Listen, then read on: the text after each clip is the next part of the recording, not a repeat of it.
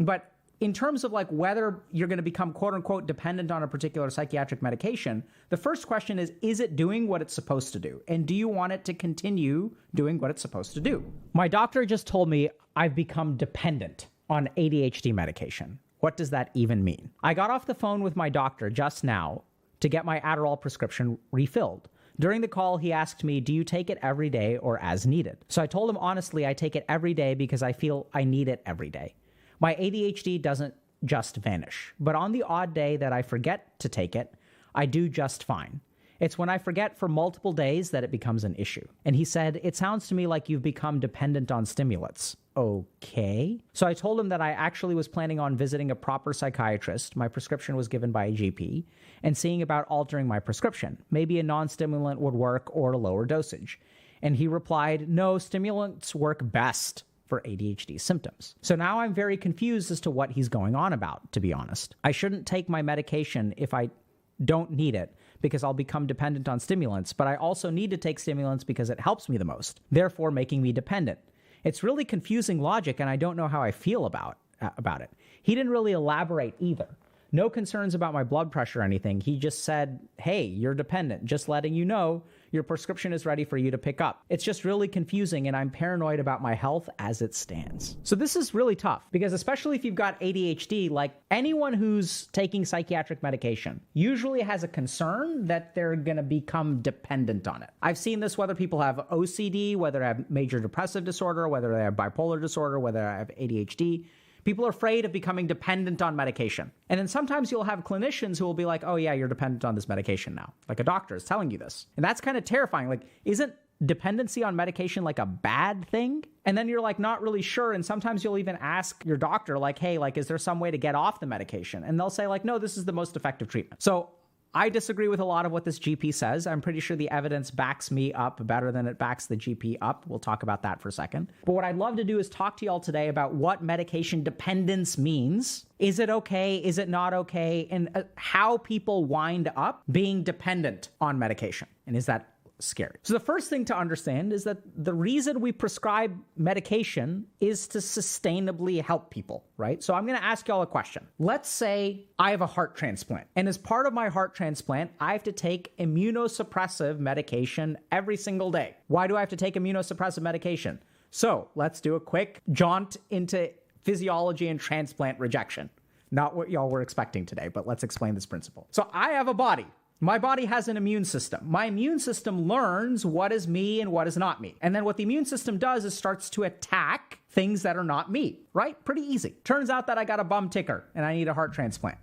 So what I'm going to do is I'm going to get a heart transplant. And in order for my immune system to not destroy the transplanted heart because it comes from another person, I have to take immunosuppressive medication. Now this begs the question, am I now dependent on immunosuppressive medication? Like, sort of, right? I guess I could stop taking it. So this is the key thing to understand. Medication is there to accomplish a particular goal. That's really the beginning and the end of it, right? We'll add a little bit of nuance in a second. But in terms of like whether you're going to become quote unquote dependent on a particular psychiatric medication, the first question is it doing what it's supposed to do? And do you want it to continue doing what it's supposed to do? So when people take an antidepressant medication or anti-anxiety medication, for example, they're like, do I have to be on this the rest of my life? That's usually like one of the earliest questions they ask. And the short answer is you don't have to be, and we'll get to that in a second. But this is where I'd say the purpose of medication, whether it's cholesterol medication, immunosuppressive medication, weight loss medication, or ADHD medication or depression medication, the goal is the same. It's to try to keep you healthy. Now, just like with many of those medications, if you do particular things as a patient, you will no longer need the medication to do that job for you. So let's say I have type 2 diabetes, which means that due to the number of adipocytes or fat cells that I have in my body, this is an oversimplification, my body has become resistant to insulin. And so since it's resistant to insulin, I can take certain medications that will increase my insulin sensitivity. And what I can also do is adjust my diet, reduce the level of my adipocytes, right? Start to exercise and do other kinds of physiologic things that make it so that I no longer need the medication. So am I going to be dependent on this medication for the rest of my life? Well, that depends on my other behaviors and what else I do. So let's talk a little bit about ADHD medication. So some people with ADHD require medication on a daily basis. Generally speaking, stimulant medication for most people that are prescribed for ADHD, I will actually recommend it on a daily basis. So the goal with people with ADHD is, generally speaking, the ADHD kind of screws up their life, right? If I go to work every day and I need to pay attention every day, I don't want to be like missing some days and be like okay other days. Like if I show up 3 hours late to work once a month because I didn't take my ADHD medication every single day, like I'm going to lose my job. So what I found as a psychiatrist working with people with ADHD is you can't afford to have ADHD 20% of the time. Like you can't treat 80% of it. You're still going to get screwed if you if your ADHD is like active 20% of the time. There are some cases where, for example, like if people don't need it for work, what they'll do is they'll like not take their ADHD medication on the weekends or things like that. There are individual plans that you can kind of come up with, but it's okay to take ADHD medication every single day. Does that build dependence? Well, before we go on, so people are asking about weekends. So like, here's the thing. Sometimes you need your ADHD medication on the weekend as well. Why? Because you have to do all the crap that you don't get to do during the week on the weekend. Like you got to do laundry, you got to pick up groceries, you got to drop off packages to return to Amazon, you got to, pick up birthday cards, you got to be on time to social events. So it's fine to use ADHD medication every single day. So does that mean you become dependent? Well, there's two issues to consider with ADHD medication. The first is that there may be a physiologic dependence. So this is neither good nor bad. It's not a value judgment. It just means that if your body develops a physiologic tolerance and dependence on a particular chemical substance, that means if you don't take it, you're going to have withdrawal symptoms, and that could be bad. So we develop different kinds of symptoms with ADHD, different kinds of tolerance with ADHD medications. That's not necessarily a bad thing. It's just something that you need to be aware of almost from a safety standpoint. So that's where like we can become dependent on caffeine. Does that mean that morally we're bad people and we're addicts? Not necessarily. It just means that if you don't have caffeine, you may have a headache. That's it. It's just to understand the physiology. Now, the second thing about dependence is, do I have to take this medication for the rest of my life? That's what basically people are asking when they're saying, am I dependent on this medication? And that's where that depends. It depends. And then you may say, well, Dr. K, that's weird. Like, how can you say that depends? What does it depend on? Just like any other medical illness, or not any, but many other medical illnesses, how long you need to be on medication, the dose of the medication, that all depends on what else you are willing to do as a patient. So let's go back to our diabetes example. If I start exercising every day, if I eat low glycemic index foods, if I start, doing other particular things like doing yoga or other practices that support type 2 diabetes and stuff like that, then I may not need to be on the medication for the rest of my life, right? So if I can get to where I need to go without the medication, then I won't be dependent on the medication. I won't need it. So the question is, okay, what does that mean for ADHD? What's the equivalent of eating healthy and exercising for ADHD? First of all, eating healthy and exercising both do help ADHD. We go into some of that stuff in the guide that we've got hopefully coming out in about a month on ADHD. So we'll go over a lot of different treatment options and stuff like that in more detail. The key thing to remember about ADHD, let's talk about science, okay? What does the evidence-based data suggest? So first thing that evidence-based data suggests is that medication and psychotherapy are equally effective, roughly, in terms of effect size. What does that mean? That means that if I have 100 people with ADHD and I put 50 of them into psychotherapy and 50 of them into medication, or give them medication, the symptom reduction that they get in terms of ADHD is the same, okay? You don't need a pill.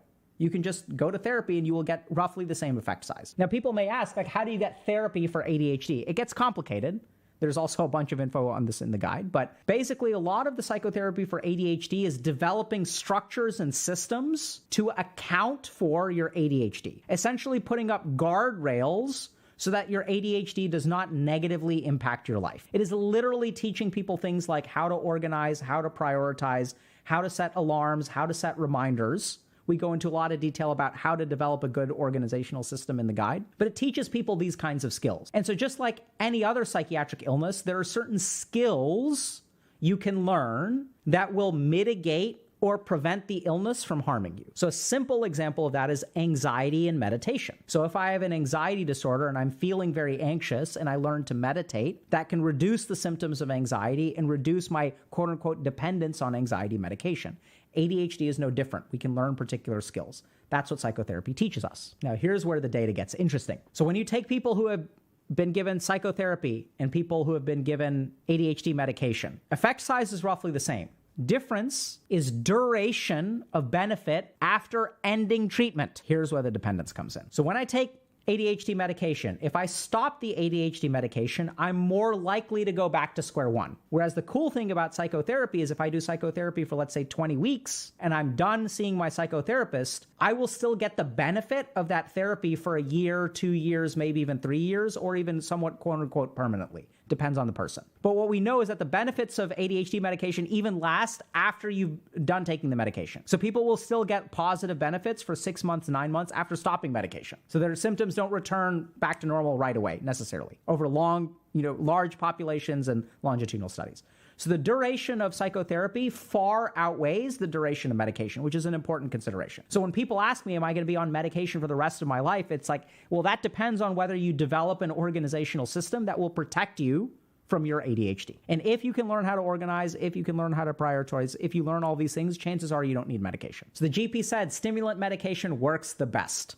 Oh. So there's something really tricky about stimulant medication, which is not necessarily that it works the best. So there are head-to-head studies that show that non-stimulant medications and stimulant medications basically work the same in terms of the effect size. The big difference between stimulant and non-stimulant medication is, first of all, stimulants work faster than non-stimulants. So there's a medication called bupropion, for example, that is just about as effective as stimulants. The difference is that bupropion takes like a month to really kick in, whereas stimulants, you'll feel the benefit within 24, 48, or 72 hours. So stimulants are better in terms of acting fast, but they don't necessarily work. They don't reduce your ADHD symptoms more than non-stimulant medications on the whole. The second thing about stimulants that makes them feel like they work the best, and I'm not surprised to hear that from a GP, is that patients think they work the best. So there's a very simple principle in our brain that the more rapid the reinforcement, the more behavioral reinforcement we see.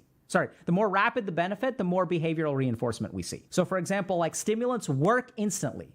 So what happens from a patient perspective is patients will tell you stimulants work the best for me, nothing else works. And why do they say that? It's because they notice the benefit immediately. Whereas non-stimulant medication takes days or weeks to really kick in, so people don't notice it. But if you actually do studies where I take 100 people on stimulant medication, 100 people on non-stimulant medication, and I measure objectively how bad their ADHD is, let's say 3 months after they started medication, what I'm going to find is they're both equally effective. That the subjective experience of the two patients is going to be very, very different. The subjective experience is going to be any day I miss my medication with ADHD, with a stimulant, people notice it right away. So there isn't a difference in efficacy. What there is a difference in sort of noticing, or kind of like an awareness bias where you can really feel the difference of the medication. Whereas when you're on a slower acting medication, you don't quite feel it as much. So that's part of the reason why people say stimulants, quote unquote, work the best. I don't think they actually, the data suggests that they don't work substantially better than non-stimulants. It's just the difference is a lot more noticeable and therefore is much more likely to reinforce the behavior. So a lot of people are genuinely concerned about, am I going to be dependent on my ADHD medication? The answer is maybe, right? So what I tend to see as a clinician is that a lot of people will find it very convenient to just take a medication every day because they don't have the time or the energy or wherewithal to learn organization, prioritization, whatever. Especially if we're talking about like people who are students, right? So sometimes like I'll get someone who's like a sophomore who's coming in during midterms. You can teach me organization and planning, but in the 2 months it takes me to like figure out how to use a calendar effectively, like my midterms are going to be gone and I'll have failed them. So sometimes people will need medication because it's the easiest thing to do. Now, how dependent on it you become, not just from a physiologic perspective, but we're talking like long term. Do you need to take a medication for the rest of your life? The answer is that depends. It depends on the severity of your ADHD. It depends on what other kinds of things you're willing to try. So we also know, for example, that meditation strengthens frontal lobe function. And the goal is going to be over time to like literally like reduce your mind's distractibility through practices like meditation. The more of that kind of stuff you do, the less dependent you're going to become on your medication. And the last thing about people sort of saying stimulants work best, well, I think they work fastest and they work most noticeably. But fastest and most noticeable does not technically mean best, but it oftentimes looks like best. Because think about it from the GP's perspective. When I give someone a non-stimulant medication, they come back in 2 weeks and they say the medication isn't working, I'm still having problems. Then as a general practitioner, I switch them from a non-stimulant to a stimulant. They call me the next day and they're like, this medication has changed my life. And so then as a GP, I don't blame the GP for, they can't stay experts in everything. I don't blame them, but they'll sort of say like, oh, okay, like, so it seems like stimulants work better. And then what happens as a GP is the next time someone comes in with ADHD, I just start them on the stimulant. And then I don't ever hear from them again, except when it's time for a refill. I ask them, how's the medication working? They say it's working great. So these kinds of biases, not really the GP's fault in a sense, right? Because there's very natural ways why GPs will get to that conclusion. Last thing that I kind of want to say is that if your doctor uses terms with you that you don't understand or terrify you, like they say like, oh yeah, you're dependent on this, by the way, that may mean something different to them than it does to you. And if your doctor says things that scare you, ask them to explain themselves. Be like, what do you mean by that? What does that mean? What are the implications of being dependent on ADHD medication? Is this a bad thing? Like, what do I do about it? Second thing is, by all means, get a second opinion. If a doctor is not talking to you enough, if they're not explaining things enough, then by all means, get a second opinion. Explain to them that you need more explanation. And also, like, by all means, go see a specialist. So someone's asking, how does one's life, Vlad2915 is asking, how does one's life change if they get diagnosed with ADHD? Chances are their life gets substantially better. So I know it's kind of a weird thing to say. Because remember, getting diagnosed with ADHD or not getting diagnosed, like you have the ADHD, whether it's diagnosed or not. It's affecting you, whether you have the ADHD or, whether you have the diagnosis or not. You've got ADHD either way. It's impairing your function, whether you have a diagnosis or don't have a diagnosis. The only thing that the diagnosis, hopefully the main thing that the diagnosis does is gives you the opportunity to do something about it. Engage in treatment. Now, what we do know is that living a life of untreated ADHD leads to all kinds of problems. We've probably got a lecture that we're going to share with y'all in about a week or two about this, about the ADHD iceberg. But for example, we know that something like 50 to 70% of people with ADHD, let me think about this statistic.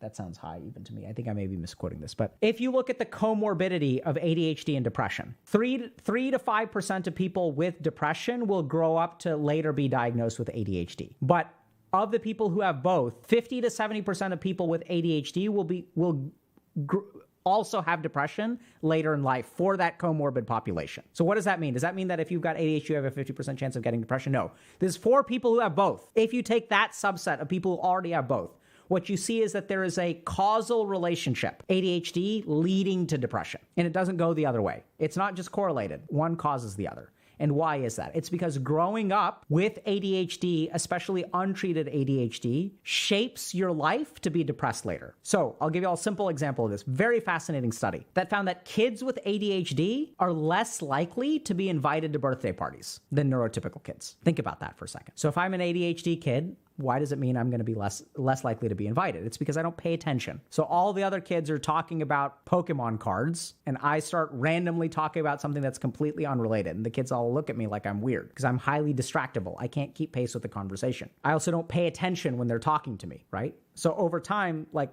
those kids aren't going to want to invite me to their birthday party. And then over time, if I stop getting invited to birthday parties, what does that mean for the development of my social skills? I don't get opportunities to like develop my social skills because I get invited less. Can't level up if you don't zone into where the fighting is, right? Like you can't get any XP if you're not invited to the game. And so over time, kids with ADHD experience more social isolation and loneliness, rusty social skills, which in turn makes it harder for them to get promoted at work because a lot of getting promoted at work has to do with social skills. And so what we tend to see with kids with ADHD, especially when it's undiagnosed and untreated, is that living a life of undiagnosed ADHD predisposes you to depression through features like underperformance of underperforming in an academic sense.